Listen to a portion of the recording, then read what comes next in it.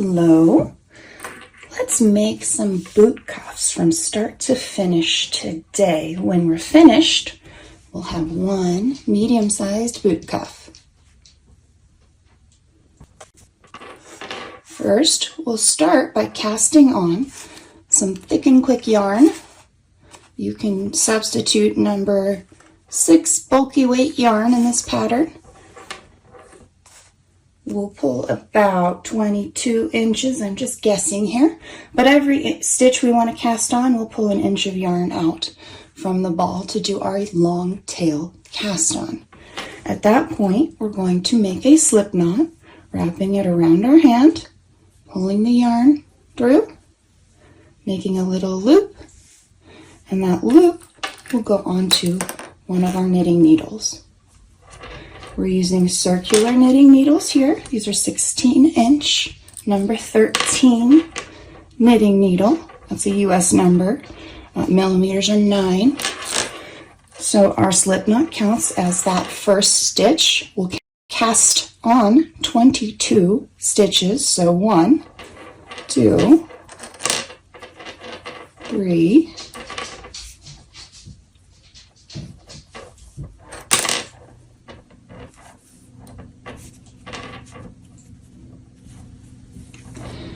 And if you're not familiar with how to cast on, I do have a slower, more detailed video about how to do that, but we're putting our fingers here between the working yarn and that tail, going under, lifting up, grabbing, wrapping around, pulling through.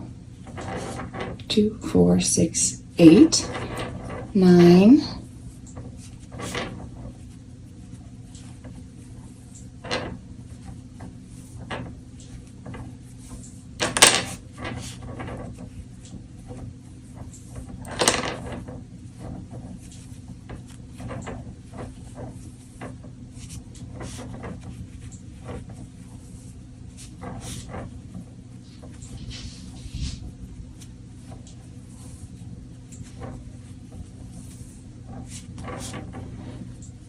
20, 21, and 22.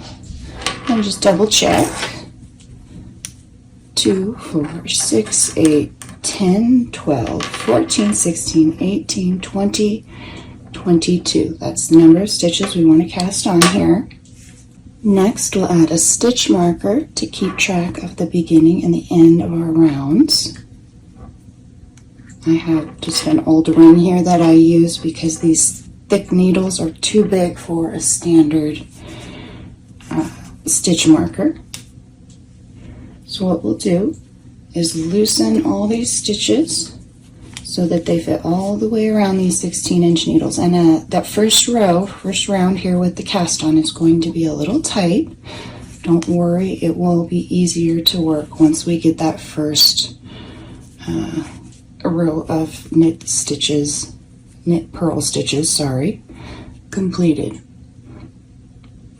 So what we'll do is go ahead and join the round by working straight into the first stitch at the end of the round. So this is the last stitch that we made. This was the first stitch that we cast on. We'll work directly into that stitch with the working yarn to knit in through the front, grab the working yarn and pull it through, slide it off, and now the two ends are connected by this single strand. We'll work around and around and around to make this boot cuff. This is a knit purl pattern, so it'll be a ribbing. So we do a knit stitch first and a purl stitch next. Remember, with the knit stitch, we work from the front to the back, grab the yarn, pull it through. Purl stitch, you bring the yarn in front, work from the back to the front, bring the working yarn down, and bring it through. Do that all the way around in the knit purl pattern.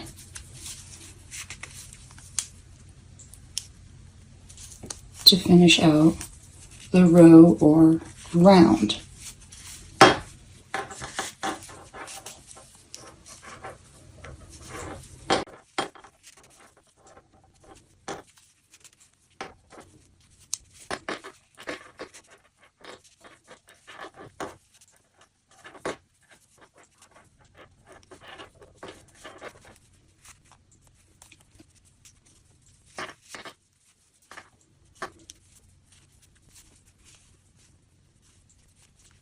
And make sure when you get to the last stitch before your stitch marker that it is a purl if you started with a knit.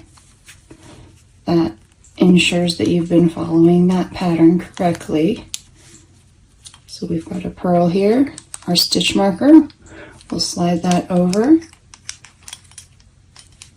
bring the stitches around, and you see we've got a knit stitch to work in, and this is going to even further join the round. As you see, I've got kind of a long tail. I overestimated how much yarn I needed for that. What we'll do here before we get tangled up and confused is just trim it off to about 8 inches, maybe 10. Enough to work later, but not enough to get in the way. Oops.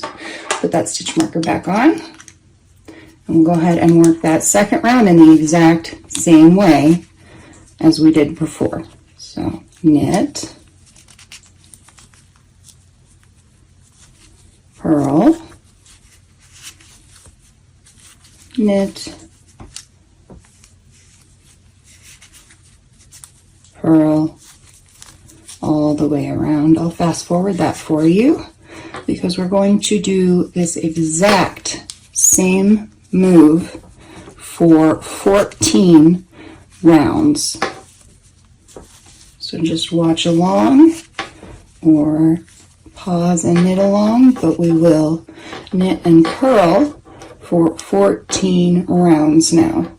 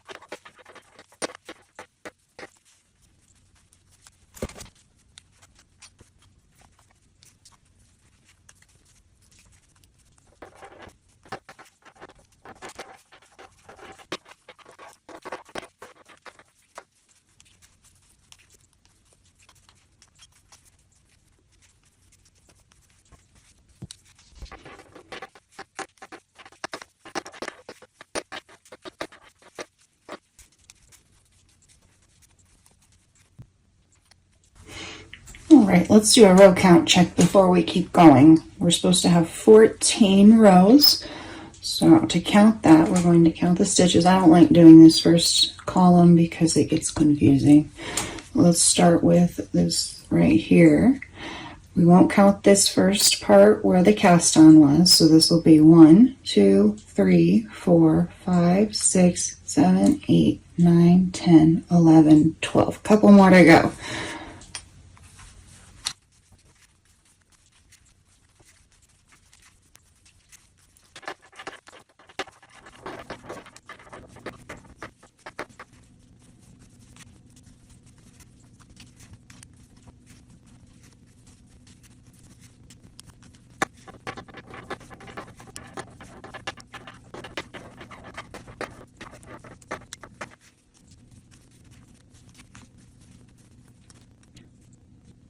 Okay, time to bind off now that we've got our 14 rounds, 14 rows. We'll move that stitch marker over and start our bind off here. To do that, we'll knit 1, purl 1, then slip the first stitch over the second, making sure not to drop any of those stitches off the needle. Right there, slip it through, and that is our first stitch being taken off the needle. We'll do one more stitch to continue the bind off, slipping the first stitch over the second, never having more than 2 stitches at a time on your right hand needle. Always slipping the first over the second, bringing it through, and leaving 1. Work 1 in the pattern, so that was a knit, lift over, pull through, 1 stitch left on the right hand needle, purl, lift over, pull through, 1 stitch on the right hand needle. Continue that all the way around, making sure you follow the knit purl pattern as you go.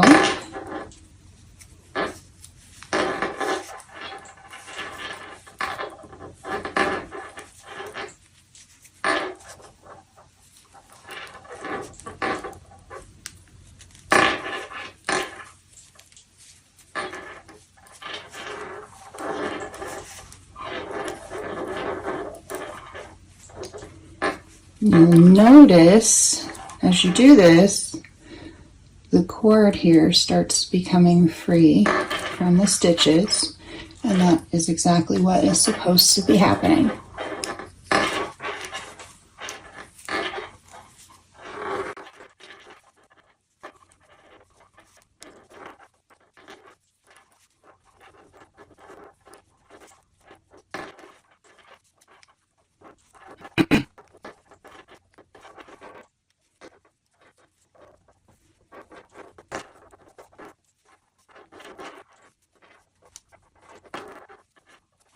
And we have the last 2 stitches left on the needles.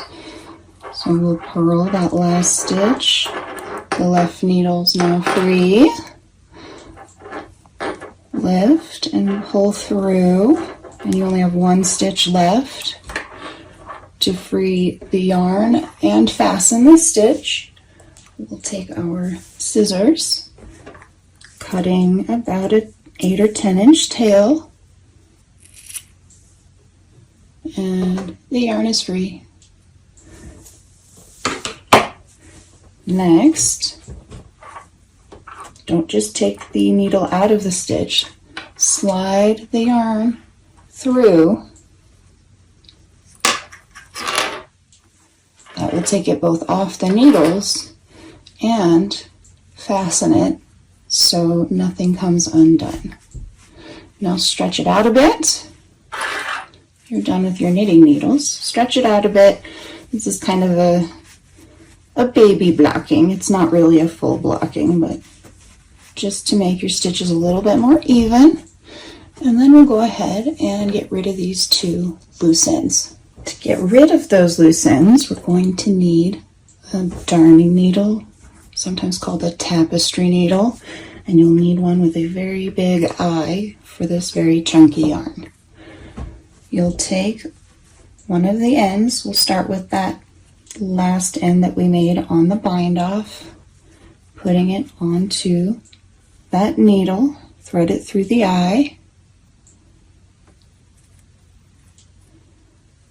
and then we'll start fixing this gap here that's always going to come when you knit in the round in this manner. So what I do is I find the stitch on the other side of the gap and bring the needle under both legs of it towards the inside, not too tightly, but as tightly as the rest of the pattern. So if you go too tight, it'll look funny. Too loose, it's going to look funny. As tight as the rest of the pattern. Then to match the edge, you'll bring it over to the stitch the other tail's coming through and go down through that inside leg towards the inside of the cuff, bringing it down and through, again trying to match the tension of the rest of the piece. Now it's pretty seamless, and we'll go ahead and go to the inside and find a place to anchor it off. I like to go across in the back here and anchor here. So we go up through a stitch on the inside. That'll hold it in place. Double check to make sure it looks nice on both sides before we take our next step, which will be tying a tiny knot to anchor it completely. So take your yarn off the darning needle. And next we'll split, see this is a 2-ply yarn, we'll split that yarn in half, so 1 ply on each side. Use this needle, put it between the 2 strands to help you split it in half. Next, put one side back on the darning needle. Oops, that will happen, so if it does, twist the end of the yarn back into shape. Just try again to thread it through the eye. And we'll go back and wrap that stitch around right where we had come through already, the same place. So we'll go around and up, coming right back. So we're going next to the other strand of this yarn. Now we can pull this off the needle, and we're going to tie a little knot. So lay the strands in opposite directions. Using opposite hands, grab a strand, cross them, bring one through to tie a little knot, gently bring the knot down to the surface of the knitting, but don't pull too hard yet, just to the surface. Lay those strands back in opposite directions, and again, opposite hands, grabbing opposite strands, cross in the exact same way. Bring the other strand through to make another knot. This knot we pull tight unless it slips, meaning it gets tighter into the fabric and changes the tension of the knitting. This one's not slipping, so we're not going to make another knot. If it did, you'd make another knot in the same way, opposite hands crossing. Now, since it didn't slip, we can clip these ends off as close to the knot as possible. Let's see if we can focus that for you. There we go. Trim that off and set the end aside. Take the other end close to the knot as possible without clipping the knot itself.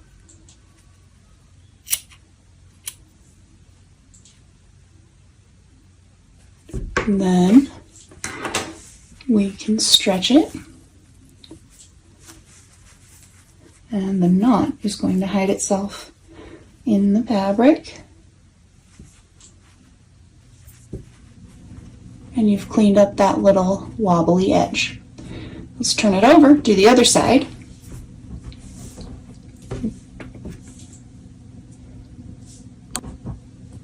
And again, we'll grab that darning needle, tapestry needle. Either way, it just needs to have that blunt end so it's not sharp. And put the loose end of the yarn through the eye of the needle.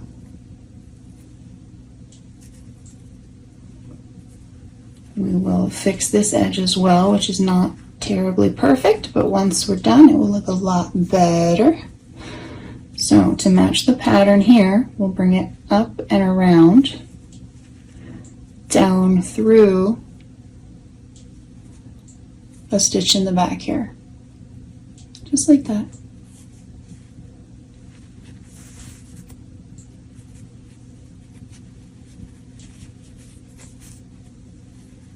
And then try to pull it to the same tension as the rest of the edge. We're going to flip it over and look at the back. Go up through the stitch on the back.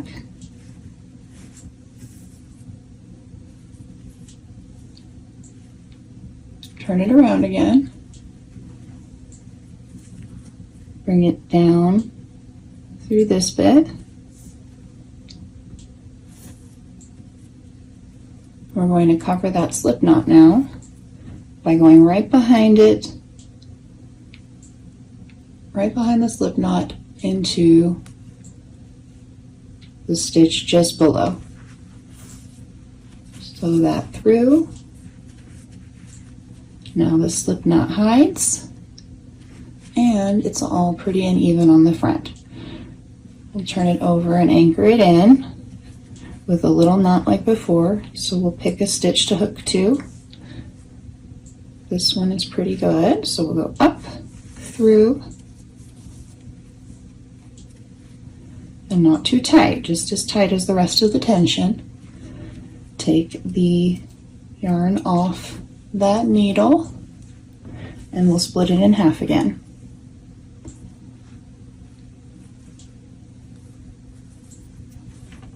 Alright, one side goes back on the darning needle.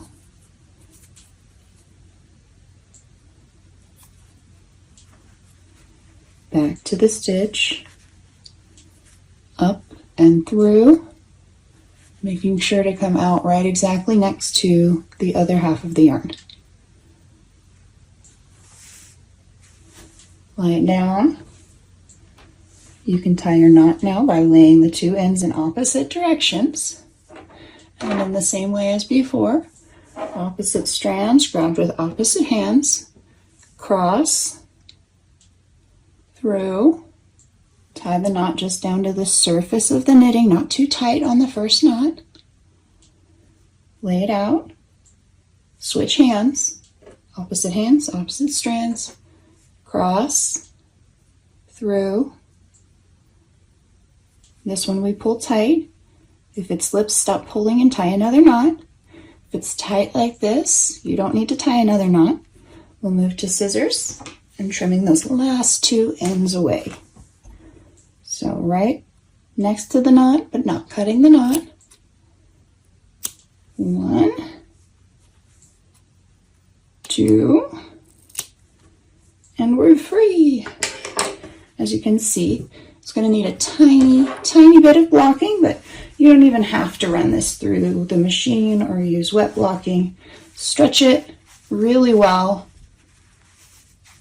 and usually that does the trick. And it also lets you know if you slipped any stitches, because things will come unraveled if you did.